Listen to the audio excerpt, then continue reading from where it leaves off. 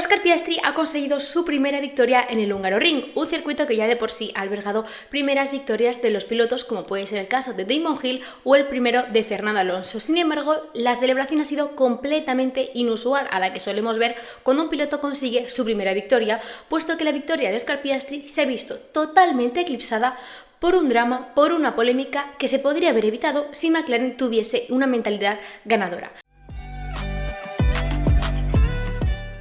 En cuanto a la estructura y así, para no perdernos, vamos a hablar primero de Oscar Piastri, luego de Lando Norris y luego lo hablaremos del equipo McLaren, que es realmente donde mayor peso tiene este vídeo. Y celebrando la victoria de Oscar Piastri, vamos a hablar del piloto australiano que realizó una salida espectacular, que un toque entre Norris y Verstappen le permitió ponerse primero y liderar gran parte de ese gran premio. Un gran premio que McLaren tenía tanto controlado y era un gran premio tranquilo, un gran premio que McLaren no suele tener, puesto que siempre están viendo qué va a hacer Verstappen, qué van a hacer los Mercedes, están pensando en posibles estrategias. Sin embargo, el Gran Premio de Hungría era el gran premio perfecto para McLaren para demostrar que ahora mismo son el coche más rápido y que lo han demostrado, pero sin embargo no es eso de lo que se está hablando. Un Oscar Piastri que nada más cruzar la línea de meta tuvo que pedir perdón. ¿En qué momento el piloto que acaba de ganar su primera carrera de toda su vida de la Fórmula 1 tiene que pedir perdón? ¿En qué momento? Thank you, everyone. Thank you very much. Thanks for the coordination. Yeah, sorry. I made the swap a little bit more painful than it needed to be, but yeah, thank you. Appreciate that. Well done. Maximum points.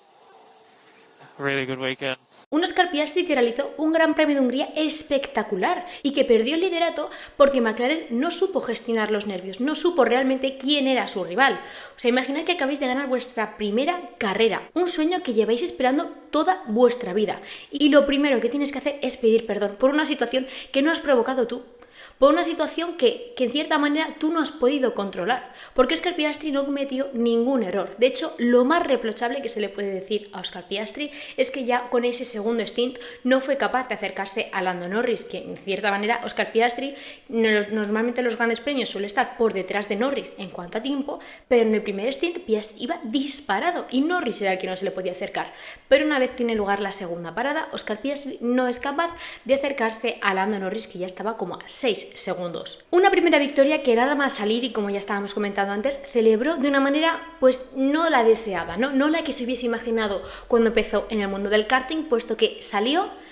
y fue una victoria como si hubiese conseguido 50 más, como si fuese una victoria más. No celebró esa victoria como si hubiese sido la primera vez que se subió al escalón del podio. Salió, levantó las manos, un ambiente muy tenso. Lando Norris le felicitó cordialmente, luego fue al equipo que también lo celebró, pero el ambiente estaba demasiado tenso. Un Lando Norris que en cierta manera se tuvo que conformar con la segunda posición, entendámonos entre comillas, puesto que al final el piloto británico, entre que salió mal en la salida, se tocó con Max Verstappen y luego pues en cierta manera McLaren le regaló esa primera posición, pues el equipo le rogó, le pidió,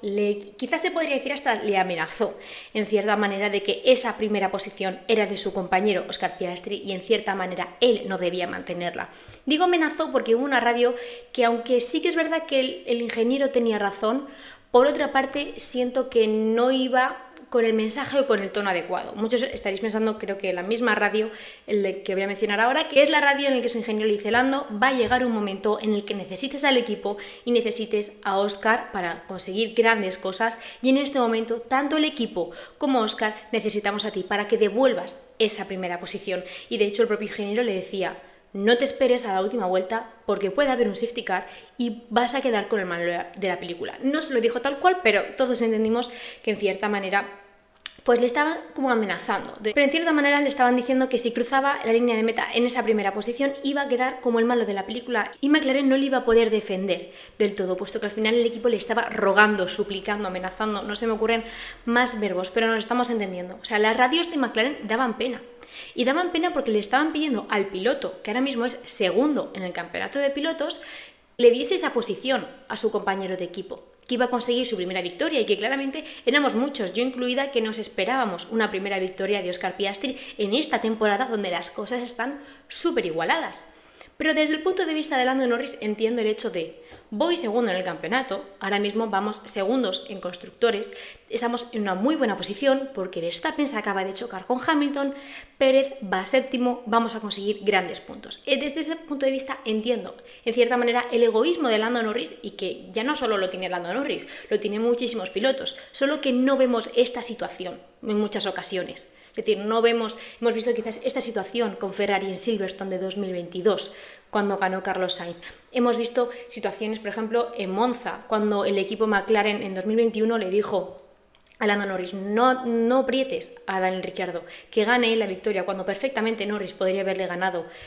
o podría haber conseguido su primera victoria en 2021. Un egoísmo que al final Lando Norris, y luego posteriormente dijo a los medios, que lo entendió, que sabía que en cierta manera era una labor de equipo, pero también es cierto que el equipo le puso en esa situación. Es decir, Lando Norris, si el equipo hubiese hecho lo que todo equipo de Fórmula 1 hace, que es meter primero, darle prioridad al piloto que va delante, y luego ya metes al segundo,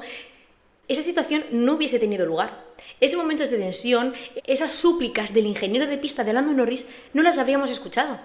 Pero el equipo decidió protegerse de Lewis Hamilton, que estaba a más de 25 segundos, que en ningún momento durante la carrera había sido una amenaza y que estaba batallando con Verstappen. Y justo en un gran premio donde tenían ritmo para aburrir, tenían perfectamente 15-20 segundos de libertad, decidieron preocuparse por Lewis Hamilton, que en ningún momento durante todo el gran premio, ya no digo en carrera, ni en clasificación, Lewis Hamilton supuso como una especie de enemigo o una especie de rival. Justo en un gran premio donde lo tenían todo controlado, deciden preocuparse por alguien que está a 22 segundos, 25 segundos.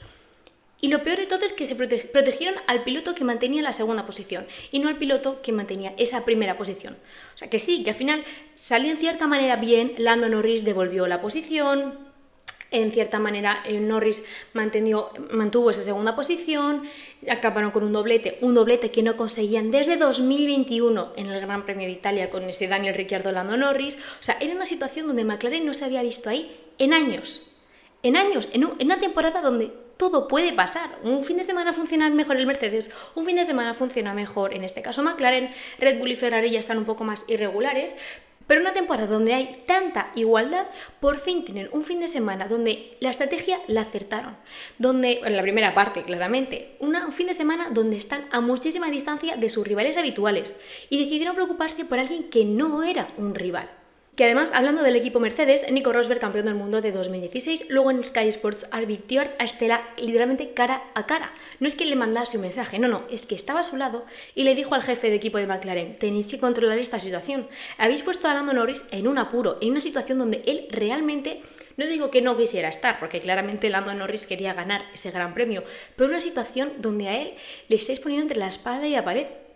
donde él era o quedar como un compañero de equipo más, y en cierta manera regalar esa victoria que de hecho muchos la han criticado de Lando Norris, tendría que haber mantenido esa posición porque ha sido el equipo y así el equipo tiene que aprender a hacer las cosas bien, eso ya cada uno tiene su juicio, al igual que si realmente Lando Norris se merecía esa victoria, la merecía Oscar Piastri, eso ya la dejo un poco a decisión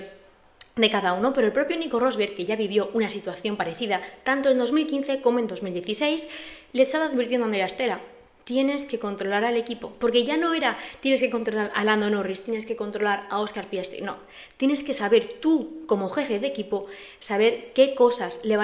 o qué decisiones van a repercutir al equipo, ya no en los pilotos, porque realmente en los pilotos o en el Mundial de los Pilotos, Lando Norris aún está casi a 80 y tantos puntos de Verstappen, que no digo que no pueda llegar, que claramente creo que puede llegar a él si Verstappen sigue en cierta manera en este círculo de quinto, sexto, séptimo, en estas posiciones. Pero en el Mundial de Constructores, McLaren le está tomando la tostada. O sea, McLaren ahora mismo está en una situación muchísimo más favorable que el equipo Red Bull. Y Nico Rosberg, que ha vivido esa situación desde dentro, que en cierta manera esa rivalidad entre Hamilton y Rosberg no acabó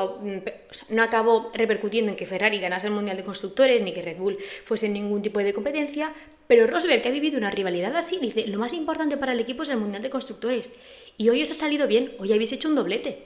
pero puede llegar el momento donde se choquen, donde hagan un Barcelona 2016 2.0 versión McLaren, donde empecéis a perder puntos porque los pilotos, en cierta manera, han desarrollado una rivalidad mayor a la que ya de normal suelen tener, los habéis puesto en un apuro, los habéis puesto en una rivalidad constante que el equipo no ha sabido controlar desde un principio y que de hecho ha sido el propio equipo, quizás con este tipo de decisiones, los que han propiciado esta rivalidad entre ambos. Unas declaraciones que además dejan en evidencia dos cosas. Lo primero es que no saben ganar, porque siguen demostrando que incluso en situaciones, ya no digo de tensión, ya no digo en tomar la decisión correcta en el momento correcto, no, en un gran premio tranquilo, que es lo que hemos dicho antes, la han vuelto a fallar. Esta vez les ha salido bien porque han conseguido un doblete, pero en cierta manera lo han puesto en peligro. Y luego, por otra parte, también hilado a lo primero, siguen sin acertar en la estrategia. La estrategia está siendo determinante en todos los fallos de McLaren. Es el factor común. Cuando tú analizas la temporada de McLaren, pues en esta carrera fue Piastri, en esta carrera fue Lando Norris, y está siendo un punto que ya tienen que resolver, y de hecho muchos lo están comparando con el equipo Ferrari, de decir, tienen el mejor coche. En este Gran Premio quizás un poco con asterisco, porque es eso, le ha salido bien y tienen un doblete, 43 puntos, perfecto, pero de ahí a futuros grandes premios, teniendo el mejor coche, y eso lo hemos visto en 2022, la primera parte de la temporada, donde el Ferrari era muy superior al Red Bull,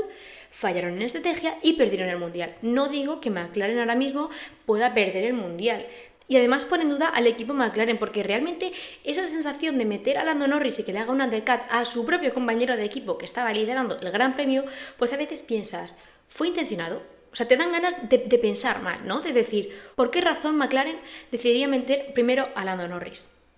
Un Lando Norris que además sí que es verdad que se encuentra en una posición muchísimo más favorable de cara al campeonato, ¿no? Se encuentra pues en esa segunda posición y claramente pues tiene cierta ventaja respecto a Max Verstappen. Y para cerrar el tema de McLaren, es una pena que esa primera victoria de Oscar Piastri se haya visto como en cierta manera emborronada o eclipsada por un huracán mediático que sin duda cuando llegue en Spa, cuando llegue el Gran Premio de Bélgica, se va a seguir comentando, y sobre todo tanto Lando Norris como Oscar Piastri van a tener un ojo puesto por parte de todo el aficionado para ver si se vuelven a enfrentar a este tipo de situaciones, para ver qué hace McLaren en cuanto a las decisiones de equipo, para ver en cierta manera cómo gestiona el equipo esta posible rivalidad que se puede desarrollar. O sea que en cierta manera da pena porque dices, ¿hace cuánto que no hemos visto a McLaren en una situación como esta? Pero también demuestra, o en cierta manera están dejando en evidencia, que es un poco lo que ya llevamos diciendo en los últimos capítulos, que no están preparados para ganar. Que si ganan el campeonato de constructores, o Lando Norris finalmente gana el Mundial de Pilotos, que eso ya es pues hablar demasiado, pues sí, felicidades, pero no ha sido una temporada que en cierta manera haya dejado relucir las virtudes del equipo McLaren, sino que en cierta manera se acaban ganando es porque algunas cosas les han salido bien y porque también Red Bull o Mercedes pues han ido desinflando, aunque Mercedes no es como tal un rival real en cuanto al campeonato se refiere, pero que pues simplemente Red Bull y Max Verstappen pues han ido desinflando carrera a carrera. Hablando de los Mercedes, tenemos que hablar de la tercera posición de Lewis Hamilton, que anotó su podio número 200, un récord que el propio se bate. Asimismo, una carrera del británico que fue perfecta, incluso cuando se encontraba con Verstappen, ya muchos nos recordaba a los episodios de 2021, el piloto de Mercedes ha conseguido conducir con templanza, ha sabido controlar la situación y que cuando Verstappen se chocó con él, gracias a Dios no tuvo repercusión en su monoplaza, que le ha permitido escalar a esa tercera posición, en un gran premio donde el propio equipo Mercedes en cierta manera reconoce que metió a Hamilton demasiado pronto. Un error en estrategia que no ha acabado teniendo grandes consecuencias en cuanto a los resultados, puesto que gracias a ese choque Hamilton ha podido escalar a esa tercera posición del podio. En cuarta posición tenemos al primero de los Ferrari, Charles Leclerc, que salía desde una séptima posición debido a esa mala clasificación por la bandera roja de Yuki Tsunoda, pero que la salida fue determinante para colocarse en esa cuarta, quinta posición que luego fue batallando con Verstappen. Por lo que buenos puntos para el monegasco, que lleva varios grandes premios sin anotarlo. De hecho, llevaba como 4 grandes premios donde solamente había anotado 1 o 2 puntos, no había anotado más de 5. O sea, es algo que escuchas ese dato y ya en cierta manera como que te asusta de decir, tan mal los llevaba haciendo Charles Leclerc estos últimos grandes premios. Un Gran Premio de Hungría que empieza a levantar la autoestima para el piloto monegasco. Un pequeño KitKat para avisaros de que escuchéis algún tipo de ruido, es porque tengo la ventana abierta. He intentado grabar hasta ahora con la ventana cerrada, pero es que es imposible con el calor que está haciendo. Pero vamos vamos a seguir con Max Verstappen, el quinto clasificado de este Gran Premio y otro de los pilotos más comentados junto a Lando Norris por todas las radios durante todo el Gran Premio. Cuando terminó la carrera, Gianpiero Lambiase, su director estratégico, le dijo que había sido una carrera totalmente infantil por su parte, y estoy totalmente de acuerdo. De hecho, os voy a poner en la descripción un hilo de Twitter que realizó Víctor Abad, donde cronológicamente recoge todas las radios